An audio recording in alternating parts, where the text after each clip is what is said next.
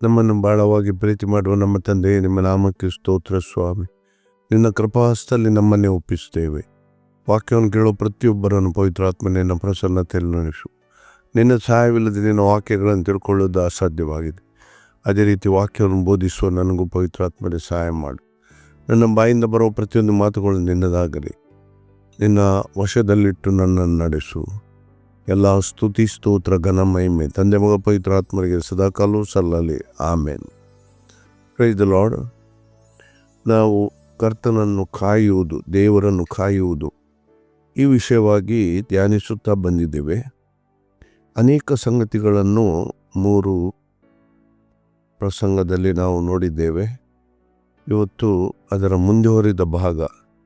ಕರ್ತನನ್ನು ಕಾಯುವಾಗ ನಾವು ಒಂದು 6 ಸಂಗತಿಗಳನ್ನು ಬಹಳ ಅಗತ್ಯವಾಗಿ ತಿಳ್ಕೊಳ್ಬೇಕಾಗಿದೆ. ಅದನ್ನು ನಾವು ಇವತ್ತು ಧ್ಯಾನಿಸುವ. ಮೊದಲು ನಾವು ಯೆಶಾಯನ ಪ್ರವಾದನೆ, ಅದರಲ್ಲಿ 64ನೇ ಅಧ್ಯಾಯದಲ್ಲಿ 4ನೇ ವಾಕ್ಯ ನಾವು ನೋಡೋಣ. ಯೆಶಾಯನ ಪ್ರವಾದನೆ 64ನೇ ಅಧ್ಯಾಯ 4ನೇ ವಾಕ್ಯ. ನಿನ್ನನ್ನು ಬಿಟ್ಟರೆ ನಿರೀಕ್ಷಿಸುವವನಿಗೆ ಕಾರ್ಯಕರ್ತನಾದ ಯಾವ ದೇವರನ್ನು ಆದಿಯಿಂದ ಯಾರೂ ಕೇಳಲಿಲ್ಲ, ಯಾರ ಕಿವಿಗೂ ಬೀಳಲಿಲ್ಲ, ಯಾರ ಕಣ್ಣು ಕಾಣಲಿಲ್ಲ. ನೋಡಿ, ನಾವು ಇಲ್ಲಿ ಕಾಯುವವನನ್ನು, ಕಾರ್ಯ ಸಾಧಿಸುವವನು, ಕಾಯುವವನ ಕಾರ್ಯಗಳನ್ನು ಸಾಧಿಸುವ ಒಬ್ಬರೇ ದೇವರು ಅಂತ ಹೇಳಿ ಇಲ್ಲಿ ಯೆಶಾಯನ ಪ್ರವಾದನೆಯಲ್ಲಿ ಪ್ರವಾದಿ ಹೇಳ್ತಾನೆ. ಆದಿಯಿಂದನೂ ನೋಡಲಿಲ್ಲ, ಕಾಯುವವರಿಗೆ ಕಾರ್ಯ ಸಾಧಿಸುವುದು. ಈಗ ನಾವು ಹಳೆ ಒಡಂಬಡಿಕೆ ಇತಿಹಾಸ ನೋಡಿದರೆ ಪ್ರತಿಯೊಬ್ಬರು ಕಾದುಕೊಂಡವರು ಯಾವ ರೀತಿಯಾಗಿ ದೇವರವರನ್ನು ಅದ್ಭುತ ರೀತಿಯಲ್ಲಿ ಮೇಲೆತ್ತಿದ್ದಾರೆ. ಇದಕ್ಕೆ ನಮಗೆ ಬೇರೆ ಉದಾಹರಣೆ ಬೇಡ. ಇದರಲ್ಲಿ ಅಬ್ರಹಾಮನನ್ನು ನೋಡಿ, ಅವನಿಗೆ ಇಸಾಕನು ಅನ್ನ ವಾಗ್ದಾನ ಕೊಟ್ಟ ಮೇಲೆ, ದೇವರು ಕೊಟ್ಟ ಮೇಲೆ ಕೂಡ ಅವನು ಎಷ್ಟು ವರ್ಷ ಕಾದುಕೊಂಡನು. ಮೋಶೆದ್ದು ನಾವು ನೋಡ್ತೇವೆ, ದಾವಿದನನ್ನು ನೋಡ್ತೇವೆ, ಯೋಸೇಫನಂತ ಎಲ್ಲರ ಉದಾಹರಣೆಗಳನ್ನು ನಾವು ನೋಡ್ತೇವೆ. ಇವರೆಲ್ಲರೂ ದೇವರನ್ನು ಕಾದುಕೊಂಡವರನ್ನು ದೇವರು ಎಂಥ ಒಂದು ಅದ್ಭುತ ರೀತಿಯಲ್ಲಿ ಮೇಲೆ ಎತ್ತಿದ್ದಾರೆ ಅಂತ ಹೇಳಿ ನಾವು ನೋಡ್ತೇವೆ. ಇದರಲ್ಲಿ ಕೆಲವು ಅವರು ತಪ್ಪುಗಳನ್ನು ಕೂಡ ಮಾಡಿರಬಹುದು, ಆದರೆ ದೇವರು ಅದನ್ನು ಕ್ಷಮಿಸಿ ಕೂಡ ಆತನ ವಾಗ್ದಾನವನ್ನು ನೆರವೇರಿಸಿದ್ದಾನೆ. ಇದನ್ನು ನಾವು ಕೂಡ ನೋಡ್ತೇವೆ. ಇವತ್ತು ನಾವು ಬಹಳ ಅಗತ್ಯವಾಗಿ ಒಂದು 6 ಸಂಗತಿಗಳು ನಾವು ಕಾದುಕೊಂಡಿರುವಾಗ 6 ಸಂಗತಿಗಳನ್ನು ನಾವು ಸ್ಪಷ್ಟವಾಗಿ ನಮ್ಮ ಮನಸ್ಸಿನಲ್ಲಿ ಇಟ್ಟುಕೊಳ್ಬೇಕು. ಇದು ಬಹಳ ಅಗತ್ಯವಾಗಿ ನಾವು ತಿಳ್ಕೊಳ್ಬೇಕಾದ ಸಂಗತಿ.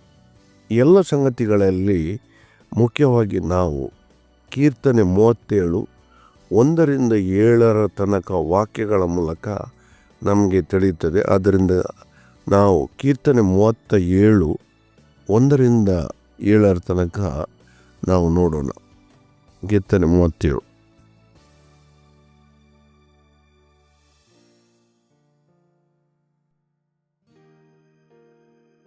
ಕೆಟ್ಟ ನಡತೆಯುಳ್ಳವರನ್ನು ನೋಡಿ ಉರಿಗೊಳ್ಳಬೇಡ, ದುರಾಚಾರಿಗಳಿಗೋಸ್ಕರ ಹೊಟ್ಟೆ ಕಿಚ್ಚು ಪಡಬೇಡ.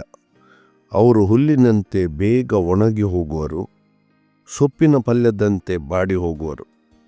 ಯೆಹೋವನಲ್ಲಿ ಭರವಸೆ ಇಟ್ಟು ಒಳ್ಳೆಯದನ್ನು ಮಾಡು, ದೇಶದಲ್ಲೇ ವಾಸವಾಗಿದ್ದು ನಂಬಿಕೆಯನ್ನು ಅನುಸರಿಸು. ಆಗ ಯೆಹೋವನಲ್ಲಿ ಸಂತೋಷಿಸುವಿ ಮತ್ತು ಆತನು ನಿನ್ನ ಇಷ್ಟಾರ್ಥಗಳನ್ನು ನೆರವೇರಿಸುವನು. ನಿನ್ನ ಭೂಯಾತ್ರೆಯ ಚಿಂತೆಯನ್ನು ಯೆಹೋವನಿಗೆ ವಹಿಸಿಬಿಟ್ಟು ಭರವಸೆದಿಂದಿರು, ಆತನೇ ಅದನ್ನು ಸಾಗಿಸುವನು. ಆತನು ನಿನ್ನ ನೀತಿಯನ್ನು ಉದಯ ಬೆಳಕಿನಂತೆಯೂ ನಿನ್ನ ನ್ಯಾಯವನ್ನು ಮಧ್ಯಾಹ್ನದ ತೇಜಸ್ವಿನಂತೆಯೂ ಪ್ರಕಾಶಗೊಳಿಸುವನು. ಯೆಹೋವನ ಸನ್ನಿಧಿಯಲ್ಲಿ ಶಾಂತನಾಗಿ ಆತನಿಗೋಸ್ಕರ ಕಾದಿರು. ಕುಯುಕ್ತಿಯನ್ನು ನೆರವೇರಿಸಿಕೊಂಡು ಅಭಿವೃದ್ಧಿ ಹೊಂದುವುದನ್ನು ನೋಡಿ ಉರಿಗೊಳ್ಳಬೇಡ. ಬಹಳ ಅಗತ್ಯವಾಗಿ ನಾವು ಯೆಹೋವನಿಗೋಸ್ಕರ ಕಾಯುವುದು ಎಷ್ಟು ಅಗತ್ಯ ಅಂತ ನಾವು ನೋಡಿದ್ದೇವೆ.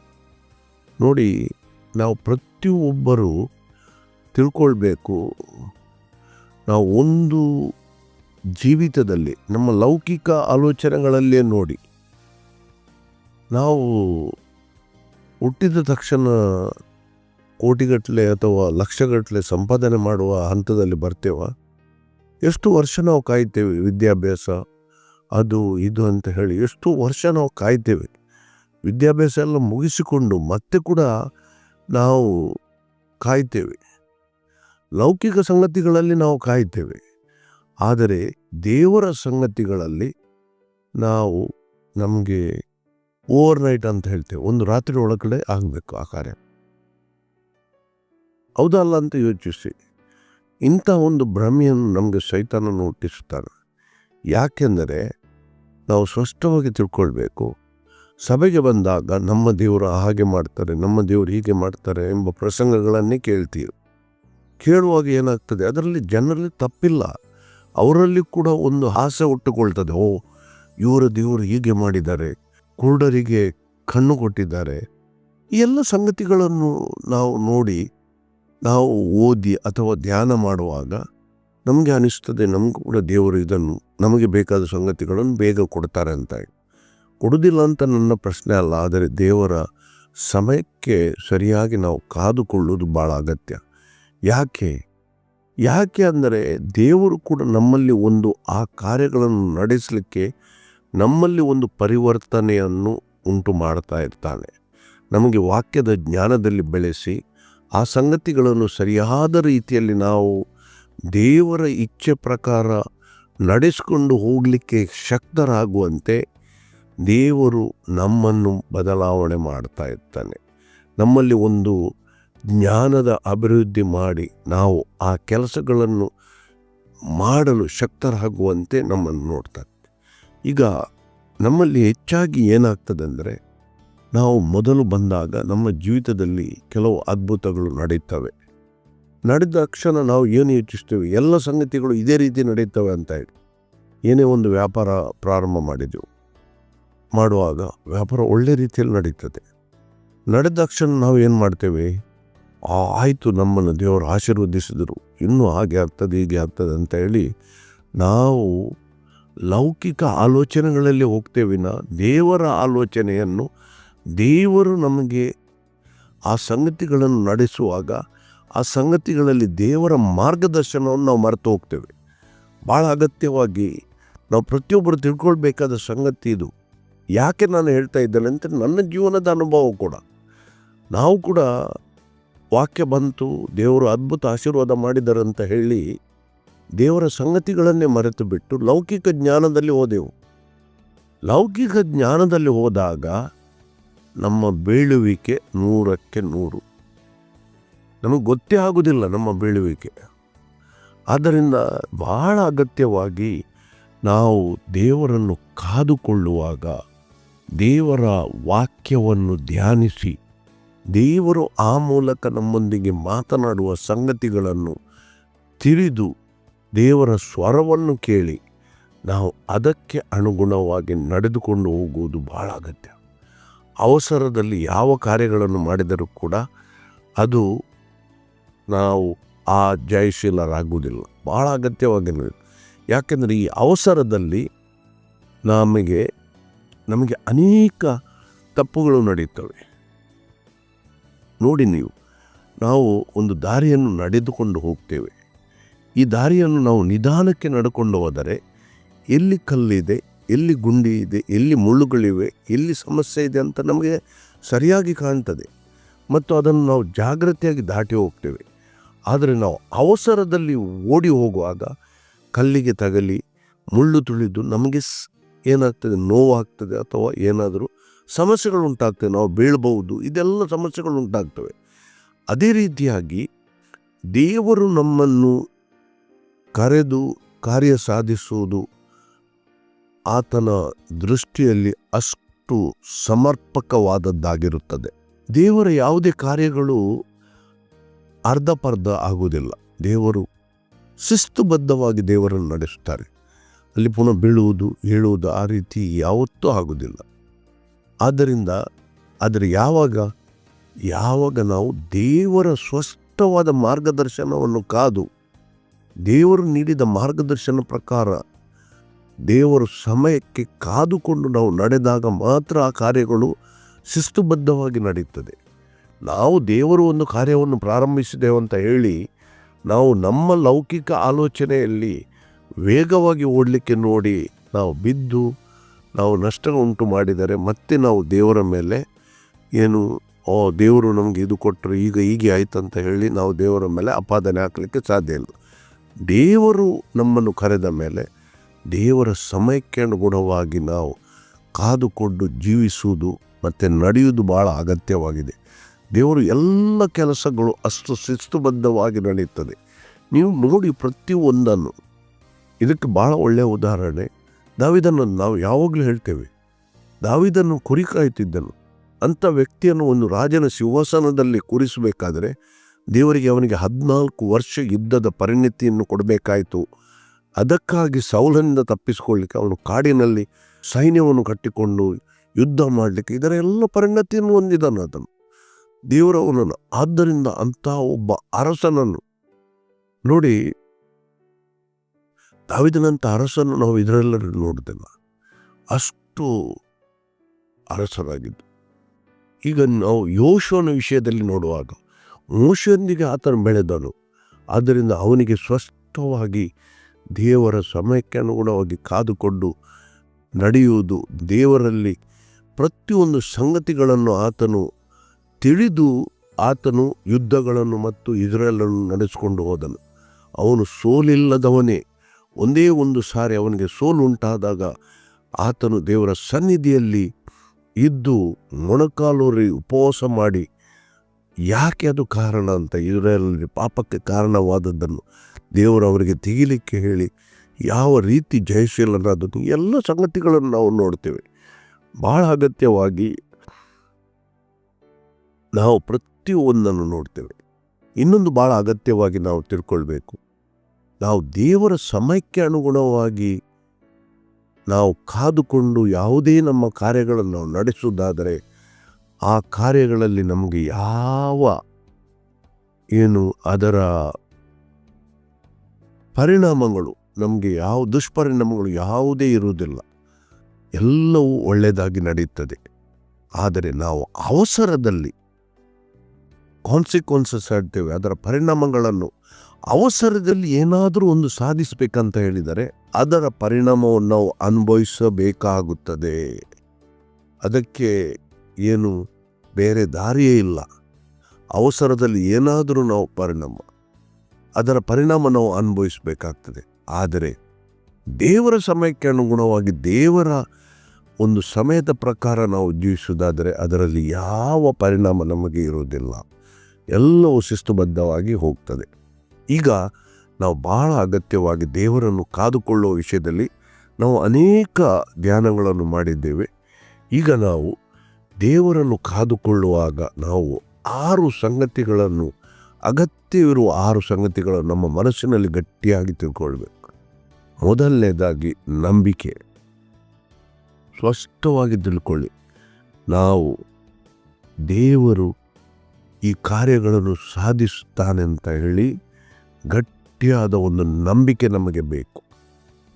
ನಂಬಿಕೆ ಇಲ್ಲದಿದ್ದರೆ ನಾವು ಸುಮ್ಮನೆ ಏನು ಪ್ರಯತ್ನ ಪಟ್ಟು ಪ್ರಯೋಜನ ಇಲ್ಲ. ಬಹಳ ಮುಖ್ಯವಾಗಿ ದೇವರನ್ನು ಕಾದುಕೊಳ್ಳುವಾಗ ಮುಖ್ಯವಾದ ಸಂಗತಿ ಏನೆಂದರೆ ನಂಬಿಕೆ. ಈಗ ನಂಬಿಕೆ ಅಂತ ಫೇತ್ ಅಂತ ನಾವು ಹೇಳ್ತೇವೆ, ಅಥವಾ ಅದಕ್ಕಿಂತ ಸರಿಯಾದ ಇಂಗ್ಲೀಷ್ನಲ್ಲಿ ಪದ ಟ್ರಸ್ಟ್. ನಮ್ಮಲ್ಲಿ ನಾವು ಇಂಗ್ಲೀಷಲ್ಲಿ ಟ್ರಸ್ಟ್ ಆ್ಯಂಡ್ ಫೇತ್ ಈ ಎರಡೂ ಪದಕ್ಕೆ ಒಂದೇ ಅರ್ಥ ಹೇಳ್ತೇವೆ, ನಂಬಿಕೆ ಅಂತ ಹೇಳಿ. ಈಗ ಇಲ್ಲಿ ಟ್ರಸ್ಟ್ ಅಂದರೆ ಏನು? ನಾವು ಏನೇ ಆದರೂ ಕೂಡ ದೇವರು ನಮ್ಮನ್ನು ಕೈ ಬಿಡುವುದಿಲ್ಲ. ಎಂಥ ಕಷ್ಟಗಳಿರ್ಬೋದು, ನಮ್ಮ ಒಂದು ವ್ಯಾಪಾರ ಸಂಪೂರ್ಣ ನಷ್ಟದಲ್ಲಿ ಹೋಗಿರ್ಬೋದು, ಆದರೂ ದೇವರು ನಮ್ಮನ್ನು ಕರೆದಾತನು, ದೇವರು ನಮ್ಮನ್ನು ನಡೆಸುವಾತನು ಖಂಡಿತವಾಗಿಯೂ ನಮ್ಮನ್ನು ಕೈ ಬಿಡುವುದಿಲ್ಲ ಎಂಬ ಗಟ್ಟಿಯಾದ ನಂಬಿಕೆ ನಮಗೆ ಮೊದಲಿರಬೇಕು. ಎಂಥ ಪರಿಸ್ಥಿತಿಯಲ್ಲಿ ದೇವರು ಕೈ ಬಿಡುವುದಿಲ್ಲ ಎಂಬ ನಂಬಿಕೆ ಇರಬೇಕು. ನೋಡಿ, ಅದರಲ್ಲಿ 37ನೇ ಕೀರ್ತನೆಯಲ್ಲಿ ನೋಡಿ,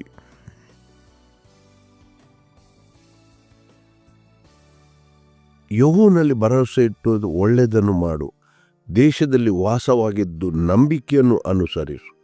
ಬಹಳ ಅಗತ್ಯವಾಗಿ ನಂಬಿಕೆಯನ್ನು ಅನುಸರಿಸು. ದೇವರ ಮೇಲೆ ನಂಬಿಕೆ ಇಡು. ಎಂಥ ಪರಿಸ್ಥಿತಿಗಳು ಇರಬಹುದು, ಬಹಳ ಮೊದಲನೇದಾಗಿ ನಂಬಿಕೆ. ಇದಕ್ಕೆ ನಾವು ಫಿಲಿಪಿಯರಿಗೆ ಹೊಸ ಒಡಂಬಡಿಕೆಯಲ್ಲಿ ಕೂಡ ಒಂದು ವಾಕ್ಯ ನೋಡ್ಬೋದು. ಫಿಲಿಪಿಯರಿಗೆ ಬರೆದ ಪತ್ರಿಕೆಯಲ್ಲಿ 4ನೇ ಅಧ್ಯಾಯ 6ನೇ ವಾಕ್ಯ ನಾವು ನೋಡಿದರೆ ನಮಗೆ ಅಲ್ಲಿ ಒಂದು ವಾಕ್ಯ ಇದೆ. ಬೇಕಾದರೆ ಹೊಸ ಒಡಂಬಡಿಕೆ ಒಂದು ವಾಕ್ಯ ನೋಡೋಣ. 4:6.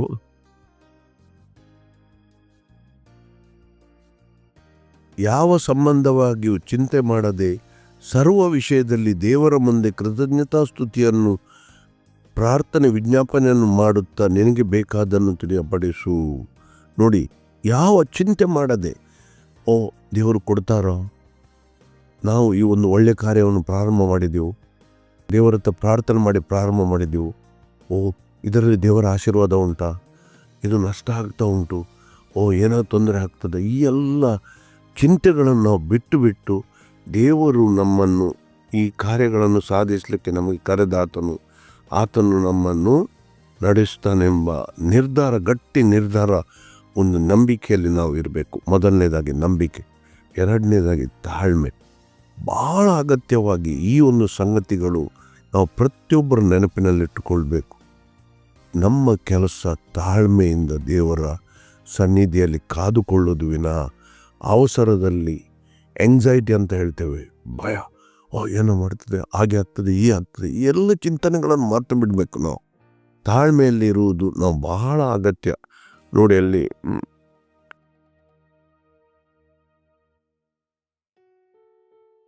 ಯೆಹೋವನಲ್ಲಿ ಸಂತೋಷಿಸುವಿ, ಆತನು ನಿನ್ನ ಇಷ್ಟಾರ್ಥಗಳನ್ನು ನೆರವೇರಿಸುವನು. ನಿನ್ನ ಭೂ ಯಾತ್ರೆಯ ಚಿಂತೆಯನ್ನು ಯೆಹೋವನಿಗೆ ವಹಿಸಿಬಿಟ್ಟು ಭರವಸೆದಿಂದಿರು, ಆತನೇ ಸಾಗಿಸುವನು. ನೋಡಿ, ತಾಳ್ಮೆ, ಚಿಂತೆಯನ್ನು ಮರೆತು ಬಿಡು, ಯೆಹೋವನಿಗೆ ವಹಿಸಿಬಿಡು ಅಂತ ಹೇಳ್ತದೆ ಇಲ್ಲಿ. ನಾವು ನಮ್ಮ ಚಿಂತೆಗಳನ್ನು ಹೊತ್ತುಕೊಂಡರೆ ದೇವರು ನಮ್ಮ ಚಿಂತೆಗಳನ್ನು ಪರಿಹರಿಸಲಿಕ್ಕೆ ದೇವರಿಗೆ ಸಾಧ್ಯ ಇಲ್ಲ. ಯಾವಾಗ ನಮ್ಮ ಚಿಂತೆಗಳನ್ನು ನಾವು ದೇವರ ಮೇಲೆ ವಹಿಸಿಬಿಟ್ಟು ನಾವು ನಿಶ್ಚಿಂತರಾಗಬೇಕು, ಆಗ ದೇವರು ಆ ಕಾರ್ಯಗಳನ್ನು ಸಾಧಿಸುತ್ತಾರೆ. ಆದ್ದರಿಂದ ಸಮಯ ಹಾಳು ಆಗ್ತದೆ. ಓ, ಇಷ್ಟು ವರ್ಷ ಕಾದುಕೊಂಡಾರೆ ಏನಾಗ್ತದೆ, ನಮಗೆ ಹೇಗೆ ಸಾಧ್ಯ ಆಗ್ತದೆ ಅಂತ ನಾವು ಚಿಂತೆ ಮಾಡೋದು ಅಗತ್ಯ ಇಲ್ಲ. ನೋಡಿ, ನಾವು ಈಗ ನೋಡಿದ್ದೆವು ದಾವೀದನ ಒಂದು ನಿದರ್ಶನ. ಆ ವ್ಯಕ್ತಿ 14 ವರ್ಷ ಕಾದುಕೊಂಡನು. ನಮಗೆ ಅದ್ರ ಸಾಧ್ಯ ಇತ್ತಾ? ಅದು ಕೂಡ ಭಯದ ಪರಿಸ್ಥಿತಿಯಲ್ಲಿ. ಆದರೆ ಅವನು ಧೈರ್ಯಗೊಂಡಿದ್ದನು. ಎಂಥ ಧೈರ್ಯ ಆತನದು ನಮಗೆ ತಿಳಿಯುತ್ತದೆ. ಯಾಕಂದರೆ ಫಿಲಿಸ್ಟಿಯನ ಸಂಗಡ ಯುದ್ಧಕ್ಕೆ ಬರುವಾಗ ಅವನು ದೊಡ್ಡ ವ್ಯಕ್ತಿ ಗೊಲಿಯಾತನು. ಇಷ್ಟು ಸಣ್ಣ ದಾವೀದನು ಅವನೊಂದಿಗೆ ಯುದ್ಧಕ್ಕೆ ಹೋಗೋ ಎಂಥ ಧೈರ್ಯ ಅವನಲ್ಲಿ ಇರಬೇಕು. ಅವನು ಏನು ಹೇಳ್ತಾನೆ, ಸಿಂಹದ ಬಾಯಿಂದ ನಾನು ಕುರಿಮಳೆಗಳನ್ನು ಬಿಡಿಸಿ, ಕರಡಿಗಳಿಂದ ಬಿಡಿಸಿ ತಂದವನು, ನನ್ನನ್ನು ಯೆಹೋವ ದೇವರು ಅಂಥ ಪರಿಸ್ಥಿತಿಯಲ್ಲಿ ನನ್ನನ್ನು ಕಾಪಾಡಿದ್ದಾನೆ, ಇವರೆಲ್ಲ ಯಾರಂತ ಹೇಳಿ. ಅಷ್ಟು ಅವನಿಗೆ ಧೈರ್ಯ ಇತ್ತು. ಆದ್ದರಿಂದ 14 ವರ್ಷ ಅವನು ಕಾಡಿನಲ್ಲಿ ಓಡಿದಾಗ ಕೂಡಲೂ ಅವನು ದೇವರ ಮೇಲೆ ಭರವಸೆಯಿಂದ ಇಟ್ಟು ತಾಳ್ಮೆಯಿಂದ ದೇವರಿಗೋಸ್ಕರ ಕಾದನು. ಮೂರನೆಯದು ಧೈರ್ಯ, ಕರೇಜ್ ಅಂತ ನಾವು ಹೇಳ್ತೇವೆ. ಧೈರ್ಯ, ಇದು ನಾವು ಸ್ಪಷ್ಟವಾಗಿ ನಾವು ತಿಳ್ಕೊಳ್ಬೇಕು. ಧೈರ್ಯದಿಂದ ಇರುವುದು, ಮೊದಲನೇದು ನಂಬಿಕೆ, ಎರಡನೇದು ತಾಳ್ಮೆಯಿಂದ ಇರುವುದು, ಮೂರನೇದು ಧೈರ್ಯದಿಂದ ಇರುವುದು. ಇದಕ್ಕೆ ಒಂದು 27ನೇ ಕೀರ್ತನೆ 14ನೇ ವಾಕ್ಯ ನೋಡಿ. ಅಲ್ಲಿ 27ನೇ ಕೀರ್ತನೆ 14ನೇ ವಾಕ್ಯ, ಯೆಹೋವನನ್ನು ನಿರೀಕ್ಷಿಸಿಕೊಂಡಿರು, ದೃಢವಾಗಿರು, ನಿನ್ನ ಹೃದಯವು ಧೈರ್ಯದಿಂದಿರಲಿ, ಯೆಹೋವನನ್ನು ನಿರೀಕ್ಷಿಸಿಕೊಂಡೇ ಇರು. ನೋಡಿ, ನಿನ್ನ ಹೃದಯವು ಧೈರ್ಯದಿಂದಿರಲಿ. ದೇವರನ್ನು ಕಾದುಕೊಂಡಾಗ ನಾವು ಬಹಳ ಧೈರ್ಯದಿಂದ ಇರಬೇಕು. ಎಂಥ ಪರಿಸ್ಥಿತಿ ಇರಲಿ, ದೇವರು ನಮ್ಮನ್ನು ಕೈ ಬಿಡುವುದಿಲ್ಲ ಅಂತ. ಈಗ ನಾವು ಭಯದಲ್ಲಿ ಬಿದ್ದಾಗ ಏನಾಗ್ತದೆ, ನಮ್ಮ ನಂಬಿಕೆ ಕುಗ್ಗಿ ಹೋಗ್ತದೆ. ಸೈತಾನನು ನಮ್ಮನ್ನು ಕುಗ್ಗಿಸಲಿಕ್ಕೆ ನೋಡೋದು. ನಾವು ಪ್ರತಿಯೊಬ್ಬರು ಸ್ಪಷ್ಟವಾಗಿ ತಿಳ್ಕೊಳ್ಬೇಕು, ಶೋಧನೆ ದೇವಜನರಿಗೆ ಮಾತ್ರ. ನಾವು ಏನು ಮಾಡ್ತೇವೆ ಅಂದರೆ, ನಾವು ಇತರರಿಗೆ ನಮ್ಮನ್ನು ಹೋಲಿಸ್ತೇವೆ. ನಮ್ಮೊಟ್ಟಿಗೆ ಅಲ್ಲಿ ಪಕ್ಕದಲ್ಲಿ ನಮಗೆ ವ್ಯಾಪಾರ ಮಾಡುವವರು ಅಥವಾ ಇತರರನ್ನು ನಾವು ಹೋಲಿಸ್ತೇವೆ. ಅದು ದೊಡ್ಡ ತಪ್ಪು. ನಮಗೆ ಇತರರು ಬೇಡ. ಇಲ್ಲಿ ಏನು ಹೇಳಿದಲ್ಲಿ 37ನೇ ಕೀರ್ತನೆಯಲ್ಲಿ, ಕೆಟ್ಟ ಜನರು ಅಭಿವೃದ್ಧಿ ಹೊಂದಿದ್ದನ್ನು ನೋಡಿ ಹೊಟ್ಟೆಗಿಚ್ಚು ಪಡಬೇಡ. ನಿನಗೆ ಬೇಡ ಅವರು ಏನಾಗ್ತದೆ, ಅವರು ಏನು ಮಾಡ್ತಾರೆ, ಏನು ಅಭಿವೃದ್ಧಿ ಹೊಂದಿದ್ದಾರೆ, ಏನಾಗಿದೆ ಅಂತ ಹೇಳಬೇಡ. ಏನಾಗ್ತದೆ, ನೀನು ಅವರ ವ್ಯಾಪಾರ ಮತ್ತು ಅವರನ್ನು ನೋಡಿ ಇರುವುದಾದರೆ ನೀನು ನಿನ್ನ ದಾರಿಯನ್ನು ಮರೆತು ಹೋಗ್ತೀತಿ. ಯಾಕೆ? ಅವರನ್ನು ನೋಡಿ ನೀನು ಅವರ ದಾರಿಯಲ್ಲಿ ನಡಿಲಿಕ್ಕೆ ಪ್ರಯತ್ನ ಪಡ್ತೀವಿ. ಸೈತಾನನು ನಮ್ಮನ್ನು ಬೀಳಿಸುವುದು ಇಲ್ಲೇ. ನಮಗೆ ದೇವರ ವಾಕ್ಯದಲ್ಲಿ ಸ್ಪಷ್ಟವಾದ ದಾರಿ ಇದೆ. ನಮಗೆ ಅಡ್ಡದಾರಿ ಇಲ್ಲ. ಅವರು ಯಾವ ರೀತಿಯಲ್ಲಿ ಅಡ್ಡದಾರಿಯಲ್ಲಿ ಸಂಪಾದನೆ ಮಾಡ್ತಾರೆ, ಟ್ಯಾಕ್ಸ್ ಕಟ್ಟೋದಿಲ್ಲ, ಏನು ಬೇಕಾದರೂ ಮಾಡ್ತಾರೆ. ನಮಗೆ ಅದು ಯಾವುದನ್ನು ಮಾಡಲಿಕ್ಕೆ ಆಗೋದಿಲ್ಲ. ಯಾಕೆಂದರೆ ದೇವರ ವಾಕ್ಯದಲ್ಲಿ ಸ್ಪಷ್ಟವಾಗಿದೆ, ದೇವರಿಗೆ ಕೊಡುವುದನ್ನು ದೇವರಿಗೆ ಕೊಡು, ರಾಜನಿಗೆ ಕೊಡುವುದನ್ನು ರಾಜನಿಗೆ ಕೊಡು. ಎಲ್ಲ ಟ್ಯಾಕ್ಸ್ ಕಟ್ಟುವುದು ಎಲ್ಲವನ್ನು ನಾವು ಶಿಸ್ತುಬದ್ಧವಾಗಿ ಮಾಡಿ ವ್ಯಾಪಾರ ಮಾಡಬೇಕಾಗುತ್ತೆ. ಯಾವುದೇ ಕಾರ್ಯಗಳು ಮಾಡ್ತಿದ್ದೆ, ಅದಕ್ಕಾಗಿ ನಮಗೆ ಕಷ್ಟ. ಆದರೆ ಕಷ್ಟ ಇದ್ದರೆ ಜಯ ನಮ್ಮದು ನಿಶ್ಚಯ. ಯಾಕೆಂದರೆ ದೇವರು ನಮ್ಮ ಕಡೆ ಇರ್ತಾರೆ, ದೇವರು ನಮ್ಮನ್ನು ನಡೆಸುತ್ತಾರೆ. ಆದರೆ ಅದಕ್ಕಾಗಿ ನಾವು ಧೈರ್ಯದಿಂದ ಇರುವುದು. 22ನೇ ಕೀರ್ತನೆ ಅಲ್ಲಿ ಏನು ಹೇಳ್ತದೆ? ಧೈರ್ಯ ಯೆಹೋವನನ್ನು ನಿರೀಕ್ಷಿಸಿಕೊಂಡಿರು. ನೋಡಿ, ಇಲ್ಲಿ ಎಲ್ಲ ಕಡೆಯಲ್ಲಿ ವೆಯ್ಟ್ ಅಪಾನ್ ಗಾಡ್ ಅಂತ ಹೇಳುವಾಗ ಕರ್ತನನ್ನು ಕಾದುಕೊಂಡಿರುವಂಥ ಪದಕ್ಕೆ ಇಲ್ಲಿ ನಿರೀಕ್ಷಿಸಿಕೊಂಡಿರುವಂಥ ಪದ ಬಳಸಿದ್ದಾರೆ ಭಾಷಾಂತರದಲ್ಲಿ. ಅದು ಒಂದು ಅಷ್ಟು ಸರಿಯಾದ ಪದ ಅಂತ ನನಗೆ ಅನಿಸೋದಿಲ್ಲ. ಕಾದುಕೊಳ್ಳುವುದು, ನಿರೀಕ್ಷಿಸಿಕೊಳ್ಳುವುದಂದರೆ ದೇವರು ಖಂಡಿತ ಕಾರ್ಯ ಮಾಡ್ತಾರೆ ಒಂದು. ಆದರೆ ಕಾದುಕೊಳ್ಳುವುದೆಂಬ ವೆಯ್ಟ್ ಅಪಾನ್ ದ ಗಾಡ್ ಅಂದರೆ ಕಾದುಕೊಳ್ಳುವುದೆಂಬ ಪದ ಅಲ್ಲಿ ಸರಿಯಾದ ಭಾಷಾಂತರ ಆಗ್ತದೆ. ಆದ್ದರಿಂದ ಯೆಹೋವನನ್ನು ಕಾದುಕೊಂಡಿರು, ದೃಢವಾಗಿರು, ನಿನ್ನ ಹೃದಯವು ಧೈರ್ಯದಿಂದಿರಲಿ ಅಂತ ಕೀರ್ತನೆಗಾರರಲ್ಲಿ ಹೇಳ್ತಾನೆ. ಆದ್ದರಿಂದ 3ನೇ ಸಂಗತಿ ನಾವು ಧೈರ್ಯದಿಂದ ಇರೋದು. ಮತ್ತು 4ನೇ ಸಂಗತಿ ಡಿಟರ್ಮಿನೇಷನ್ ಅಂತ ಹೇಳ್ತೇವೆ. ನಿರ್ಧಾರ, ಗಟ್ಟಿಯಾದ ಒಂದು ನಿರ್ಧಾರ. ಏನು? ಎಂತ ಬೇಕಾದರೆ ಆಗಲಿ ನಾನು ದೇವರಿಗೆ ಕಾದುಕೊಳ್ತೇನೆ, ದೇವರು ನನ್ನ ಕೆಲಸವನ್ನು ನೆರವೇರುವ ತನಕ ನಾನು ಕಾದುಕೊಳ್ತೇನೆ. ಒಂದು ಗಟ್ಟಿಯಾದ ಡಿಟರ್ಮಿನೇಷನ್. ಎಂಥ ಅಡೆತಡೆಗಳು ಬರಲಿ ನಾವು ಆ ದಾರಿಯನ್ನು ಬಿಟ್ಟು ಅಲ್ಲಾಡುವುದಿಲ್ಲ. ನಮ್ಮ ಕೆಲಸ ಕಾರ್ಯಗಳು ದೇವರ ದೃಷ್ಟಿಯಲ್ಲಿ ಯೋಗ್ಯ ರೀತಿಯಲ್ಲಿ ಇದ್ದದ್ದನ್ನು ಮಾತ್ರ ಮಾಡ್ತೇವೆ ಎಂಬ ಗಟ್ಟಿ ಒಂದು ನಿರ್ಧಾರದಿಂದ, ಡಿಟರ್ಮಿನೇಷನ್ ಅಂತ ಹೇಳ್ತೇವೆ. 5ನೇದ್ದು ಶಕ್ತಿ ಉಳ್ಳವರಾಗಿ, ಧೈರ್ಯದಿಂದ ಮತ್ತು ಬಲವುಳ್ಳವರಾಗಿ ನಾವು ಬಲವುಳ್ಳವರಾಗಿ ನಾವು ಗಟ್ಟಿ ಧೈರ್ಯದಿಂದ ಇರಬೇಕು. ಕುಗ್ಗಿ ಹೋಗುವುದಲ್ಲ. ಏನಾಗ್ತದೆ, ನಾವು ಮನಸ್ಸಿನಲ್ಲಿ ನಾವು ಕುಗ್ಗಿಕೊಂಡಾಗಲೇ ನಮ್ಮ ಶರೀರ ಅದಕ್ಕೆ ಪ್ರಕ್ರಿಯೆ ನೀಡಿ ನಮಗೆ ಸಮಸ್ಯೆಗಳು ಉಂಟಾಗ್ತವೆ. ಮೊದಲು ನಮ್ಮ ಮನಸ್ಸಿನ ಭಾವದಲ್ಲಿ ನಾವು ಗಟ್ಟಿಯಾಗಿರಬೇಕು. ಇನ್ನೊಂದು, ನಾವು ಶರೀರದಲ್ಲಿ ಏನೋ ಬಲಹೀನತೆ ಇದ್ದರೆ ಅದಕ್ಕೆ ಸಂಬಂಧಪಟ್ಟ ಸಂಗತಿಗಳನ್ನು ನಾವು ಮಾಡಬೇಕು. ಬಲಹೀನತೆಗೆ ಏನು ಮದ್ದು ತಗೊಳ್ಬೇಕು, ಗಟ್ಟಿ ನೋಡಬೇಕು, ನಮಗೆ ಎಷ್ಟು ಶಕ್ತಿ ಇದೆ ಇದರಲ್ಲಿ ನಾವು ತಿಳ್ಕೊಳ್ಬೇಕು.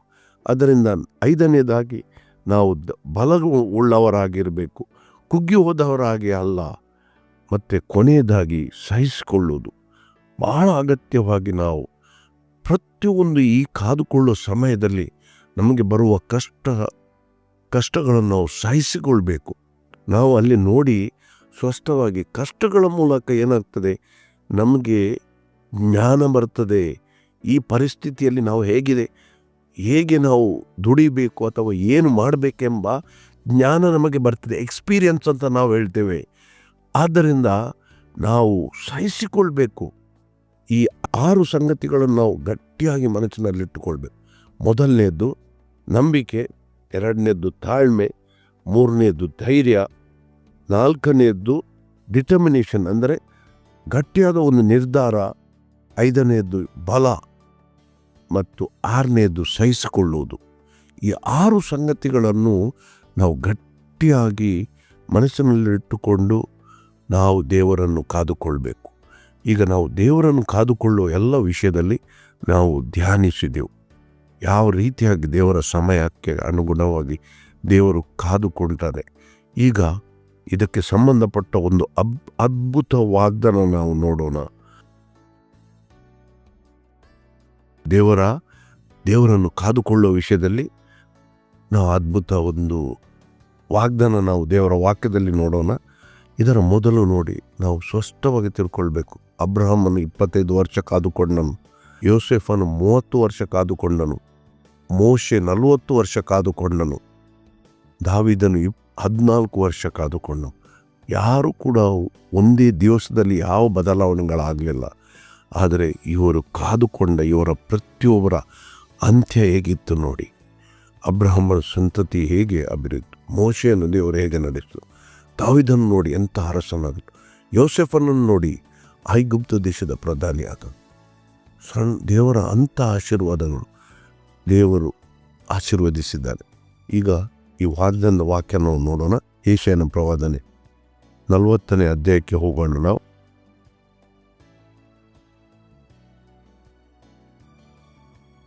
ನೋಡಿ ಅಲ್ಲಿ ಯೆಶಾಯನ ಪ್ರವಾದನೆ 40ನೇ ಅಧ್ಯಾಯ 31ನೇ ವಾಕ್ಯ, ಕೊನೆಯ ವಾಕ್ಯ ಅಧ್ಯಾಯದಲ್ಲಿ ನೋಡಿ. ಯೆಹೋವನನ್ನು ನಿರೀಕ್ಷಿಸುವವರು ಹೊಸ ಬಲವನ್ನು ಹೊಂದುವರು, ಹದ್ದುಗಳಂತೆ ರೆಕ್ಕೆಗಳನ್ನು ಚಾಚಿಕೊಂಡು ಓಡಿ ದಣಿಯರು, ನಡೆದು ಬಾಳಲಾರು.